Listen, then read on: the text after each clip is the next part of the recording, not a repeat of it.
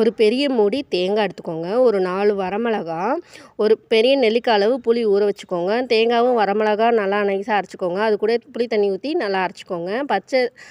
புழுங்கரிசி 2 tumbler ஊற வச்சுருக்கேன் 300 gram அளவுக்கு. ஒரு 3 மணி நேரம் ஊறின பிறகு அதையும் மிக்சியில் போட்டு நரன்னு அரைச்சிக்கோங்க. ரவா பதத்துக்கு அரைச்சிட்டு உப்பு தேவையான அளவு போட்டுக்கோங்க. வெல்லம் கொஞ்சமாக, கடலைப்பருப்பு 50 கிராம், பாசிப்பருப்பு 50 கிராம் போட்டு ஊற வச்சுக்கோங்க. ஒரு அரை மணி நேரம் ஊறிச்சுனா போதும். எல்லாம் கலந்துட்டு ஒரு தாளிப்பு கரண்டியில் எண்ணெய் 2 ஸ்பூன், கடுகு, பெருங்காயம் போட்டு கருவேப்பிலை இருந்தாலும் அதுவும் போட்டுக்கலாம், டேஸ்ட்டாக இருக்கும்.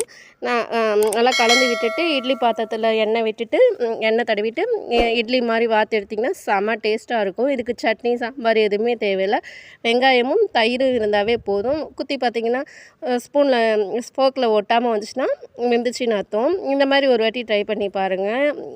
ஈஸியாகவும் செய்யலாம், சூப்பராகவும் இருக்கும். குழந்தைங்க நல்லா விரும்பி சாப்பிடுவாங்க. என் பிள்ளைங்களுக்கும் ரொம்ப பிடிச்சிருந்தது.